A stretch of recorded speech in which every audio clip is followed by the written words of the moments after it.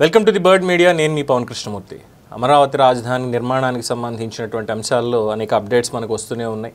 దాదాపుగా అక్కడ 15,000 నుంచి 20,000 మంది వరకు షిఫ్ట్లో పనిచేస్తున్నారు. మొత్తం అన్ని నిర్మాణాలు కూడా వన్ బై వన్ రాష్ట్ర ప్రభుత్వానికి సంబంధించి ఏవైతే టేకప్ చేశారో ప్రతి ఒక్కటి నడుస్తోంది. అలాగే ఎన్ఆర్ఐ వాళ్ళకి సంబంధించి కావచ్చు, మిగతా వాళ్ళకి కావచ్చు, ప్రాజెక్ట్స్ ఏవైతే అనుకున్నారో వాటికి కూడా ముందుకు వెళ్తున్నాయి. అలాగే హ్యాపీనెస్ట్కి సంబంధించి కూడా నేను మాట్లాడుకున్నాం, అది కూడా వేగవంతం అవుతుంది. దానికి సంబంధించి ముందుకు తీసుకెళ్లాలని.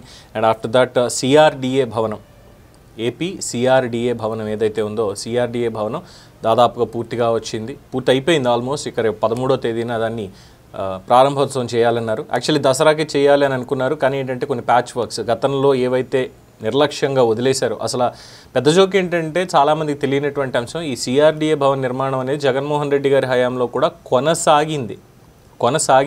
మేము ఎందుకు చేయట్లేదు, ఇగో చేస్తున్నాను చూడండి అని అన్నారు. కానీ మొత్తం టోటల్ ప్లాన్ అంతా మార్చి 7 అంతస్తుల భవనం, G+7 అనుకుంటా, G+7లో లిఫ్ట్ అనేది లేకుండా, బిల్డింగ్లో లిఫ్ట్ అనేది లేకుండా దాని ప్లాన్ మార్చారు జగన్మోహన్ రెడ్డి గారు.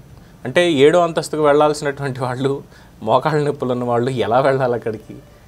ఏదో కేదార్నాథ్ యాత్రకి డోలీల్లో తీసుకెళ్తారు చూసారా, జమ్మూలో వైష్ణోదేవి ఆలయానికి, ఆ డోలీల్లో తీసుకెళ్లేటట్టు 7వ ఫ్లోర్కి 6వ ఫ్లోర్కి వీళ్ళందరినీ మెట్లు మించి తీసుకెళ్లాలా? సో ఇలాంటి పనులు చేశారు కాబట్టే కదా ప్రజలు అక్కడ తిరస్కరించింది. So whatever. సో అలా చేసినటువంటి దానికి మొత్తం ప్లాన్స్ అన్ని కూడా మార్చడం, తర్వాత ఈ ఏడాది కాలంలో మొత్తం అంతా కూడా రివ్యూ చేసి ఎక్కడెక్కడ మళ్ళీ చేంజెస్ చేయాలి అంటే డబుల్ ఖర్చు, డెఫినెట్గా అనవసరమైనటువంటి ఖర్చు అయితే అయ్యింది. అందులో ఎటువంటి మొహమాటం లేదు. ప్రజల సొమ్మే ఖర్చు అయింది. అయినప్పటికీ ఒక ఫలితం అనేది ఇప్పుడు కనిపిస్తుంది. రేపు 13వ తేదీకి ప్రారంభోత్సవ కార్యక్రమం పెట్టుకుంటున్నారు అనేది తెలుస్తోంది. లీగల్ సమస్యలు కానీ మిగతావన్నీ కూడా పరిష్కరించి శరవేగంగా నిర్మాణాన్ని పూర్తి చేశారు. మొత్తం అంతా కూడా ఏదైతే ఒక ఐకానిక్ బిల్డింగ్ లాగా దాన్ని రూపుదిద్దేలా చేశారు ఏపీ సిఆర్డిఏ భవనానికి సంబంధించినటువంటి దాంట్లో.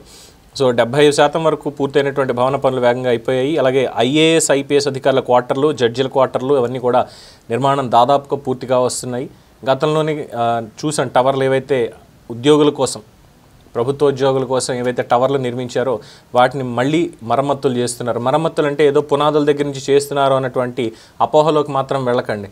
ఎందుకంటే పూర్తి స్థాయిలో నిర్మాణం చేసేసి బిల్డింగుల్ని, అప్పట్లో బొత్స సత్యనారాయణ గారు వెళ్ళి శ్మశానంలో ఉంది అన్నారు సార్, ఆ బిల్డింగ్లోంచి చూసి. నిజంగా ఒకసారి అక్కడి నుంచి వెళ్ళి చూసి వచ్చినటువంటి వాళ్ళు ఎవరన్నా శ్మశానమో కాదో దూకితే తెలిసేది నిర్మాణాలు అయ్యాయో లేదా అనేటువంటిది.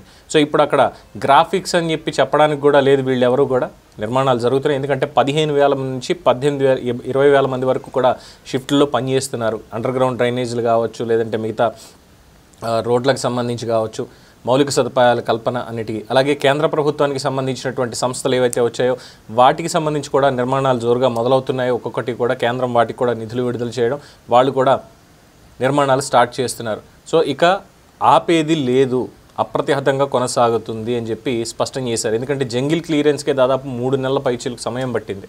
ఎంత చిట్టడివిలో మార్చేశారు మొత్తాన్ని కూడా అనేది చూసాం మనం, నాడు నేడు అన్నటువంటి వీడియో దాంట్లో.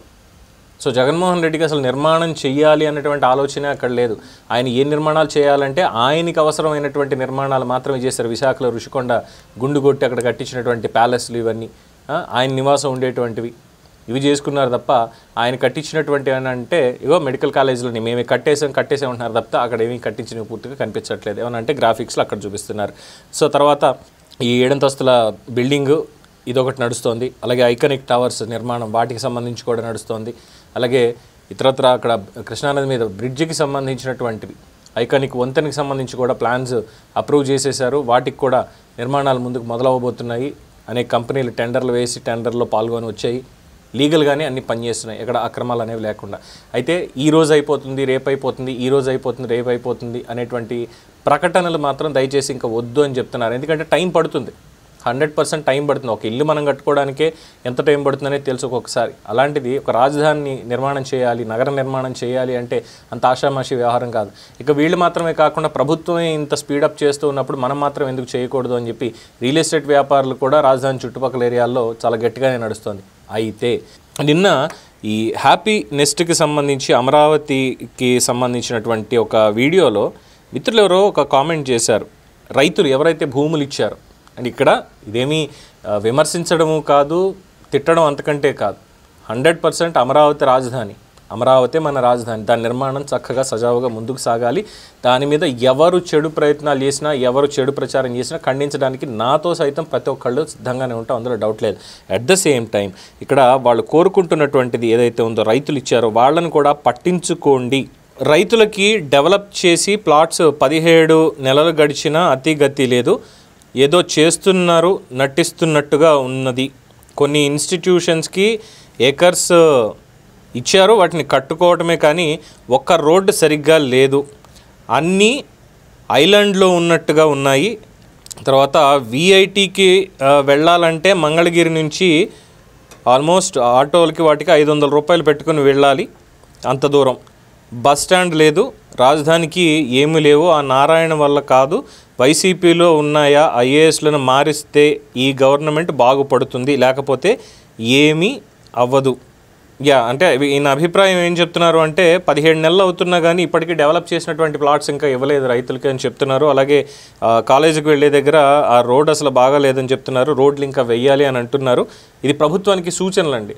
ప్రభుత్వానికి సూచనలు అంటే చాలామంది చెప్పేటువంటిదే, విమర్శ తీసుకుంటే సద్విమర్శలాగా తీసుకుని చేయించుకుంటే పర్వాలేదు, పని చేయించుకుంటే పర్వాలేదు. పని జరగకూడదు అనుకుంటే ఎవరినైతే ఐఏఎస్లని పోస్టింగ్లు ఇచ్చారో కొన్ని కీలక శాఖల్లో వాటిల్లో వాళ్ళ వల్ల కూడా చాలా జాప్యం జరుగుతుంది. కేవలం నారాయణ గారు ఏంటంటే మాటలకే పరిమితం అవుతున్నారు, ఆయన ఎంత పర్ఫెక్ట్గా ఉన్నా ఏం చేసినా మాటలకే పరిమితం అవుతున్నారు తప్పితే వేరే లేదు అన్నటువంటి కామెంట్ని సోదరుడు పంపించారు.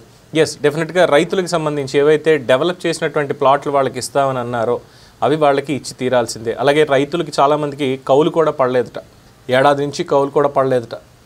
ఉన్నది అరెకరము, ఇంకా చాలా తక్కువ భూమి ఇచ్చేశారు. ఇచ్చేసిన దానికి వాళ్ళకి 52,000 రూపాయలు ఎంతో వార్షిక కౌలు రావాలి, దాని మీదే ఆధారంతో బతుకుతున్నారు వాళ్ళు. సో అప్పటిదాకా వచ్చింది, మరి ఎందుకు రాలేదు అంటే టెక్నికల్ ఎర్రర్స్ ఏవో చూపిస్తున్నారు అని చెప్పి మొన్న కూడా ఒక వార్త వచ్చింది దాదాపుగా. సో ఇవన్నీ కూడా అధికారులు సిఆర్డీఏ కమిషనర్ కావచ్చు, లేదంటే మినిస్టర్ నారాయణ గారి శాఖలో పనిచేస్తున్నటువంటి అధికారులు అందరూ కూడా, అలాగే ముఖ్యమంత్రి కార్యాలయం కూడా దీనికి సంబంధించి, ఆర్థిక మంత్రి పయ్యావుల కేశవ్ గారి కార్యాలయం కూడా దీనికి సంబంధించి ఇమీడియట్గా చర్యలు తీసుకోవాలి. అలాగే ముఖ్యమంత్రి నారా చంద్రబాబు నాయుడు గారు తీసుకోవాల్సినటువంటి నిర్ణయం తక్షణమే ఈ సిఆర్డీఏ పరిధిలో ఎవరైతే రైతులు వీళ్ళు ఉన్నారో, భూములు ఇచ్చినటువంటి వాళ్ళకి ఏ ప్రకారం మీరు ఇస్తానన్నారో నివాసయోగ్యమైనది, అలాగే వాణిజ్యపరమైనటువంటి ఈ డెవలప్ చేసినటువంటి ప్లాట్లు, ఆ ప్లాట్లని ఇంకా అలాట్ చేయలేదు అని అంటున్నారు. మరి వాళ్ళ దగ్గర నుంచి వ్యతిరేకత రాకుండా చూసుకోవాల్సిన బాధ్యత మీ మీదే ఉంది. ఎందుకు అనంటే రాజకీయ పార్టీలు పోరాటం చేశాయా లేదా అమరావతికి సంబంధించి పక్కన పెడితే ఎవరి క్రెడిట్ వాళ్ళు తీసుకుంటారో అనేది పక్కకు తీసేద్దాం. కానీ రైతులు ఎవరైతే భూములు ఇచ్చారో, రైతులు అమరావతిలో ఉన్నటువంటి ప్రజలు వాళ్ళు 1565 రోజులకి పైచిలుకే 1565 రోజుల పైచిలుకు వాళ్ళు ఉద్యమం చేశారు కాబట్టే రాష్ట్ర వ్యాప్తంగా ఉన్నటువంటి ఫలితం ఈరోజు కూటమి అనుభవిస్తోంది, 164 సీట్లు అనేది. సో ఆ కృతజ్ఞత వాళ్ళకి ఖచ్చితంగా చూపించి తీరాలి. కడుపులో తన్నించుకున్నారు, రాష్ట్ర రాజధాని కోసం భూములు ఇచ్చి ఆ తల్లులు కడుపులో తన్నించుకున్నారు. అలాంటి వాళ్ళకి అన్యాయం జరగకూడదు. అన్యాయం చెయ్యరని తెలుసు, కానీ జాప్యం జరుగుతోంది. దయచేసి ఇటువంటి వాటిలో జాప్యం చేయొద్దు. అలాగే ఇంకొకళ్ళు కూడా చెప్పారు ఏంటంటే కట్టుకోవడానికి సమయం పడుతుంది కాబట్టి వాళ్ళకి సమయం అనేది ఇవ్వాలి 100%. గతంలో చూసాం కదా ఎందుకని చెప్పి ఇలా అయ్యిందో. అందువల్ల ఇలాగనే విమర్శలు ఎక్కువ చేయొద్దు అని చెప్పని అన్నారు. ఏంటంటే అందరూ వేగంగా కట్టేయాలంటారు, ప్రతి పనికి కొంతకాలం మరియు డబ్బు అవసరం, ఎలాగో డబ్బు సర్దుబాటు చేసుకుని ముందుకు వెళ్తున్నారు, చేతనైతే సమర్థించండి, లేకపోతే మూసుకు కూర్చోండి. Yes, 100% I agree with them.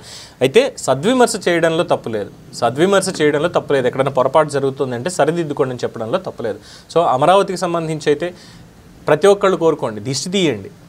Andhra Pradesh రాష్ట్ర రాజధాని అమరావతికి దిష్టి తీయండి ప్రజలందరూ కలిసి. అంతకుమించి చేయగలిగింది ఏం లేదు. ఇక అధికారులు వాళ్ళు నిబద్ధతతోటి, చిత్తశుద్ధితోటి మేము ప్రజలకి బద్ధులము, ప్రజలకి మేము పనిచేస్తున్నాము అన్నటువంటి ఒక దృఢ చిత్తంతో పనిచేస్తే, నిజాయితీతో, ఖచ్చితంగా అన్నీ కూడా ఎటువంటి తప్పులు లేకుండా క్లియర్ అవుతాయి. ఇదొకటే చెప్పదగినటువంటి మాట. సో అమరావతిలో ఇక వరుస ప్రారంభోత్సవాలు జరుపుకుంటాం. ఆ పండుగ వాతావరణాన్ని ఆంధ్రప్రదేశ్ రాష్ట్రం అంతా కూడా పంచుకుంటాం. దీని మీద మీ అభిప్రాయాన్ని కామెంట్స్ రూపంలో తెలియజేయండి. చూస్తూనే ఉండండి ది బర్డ్ మీడియా. ఈ వీడియో కనుక మీకు నచ్చినట్టయితే లైక్ చేయండి, షేర్ చేయండి, సబ్స్క్రైబ్ చేయండి. అలాగే పక్కనే ఉన్న బెల్ ఐకాన్ని క్లిక్ చేయండి.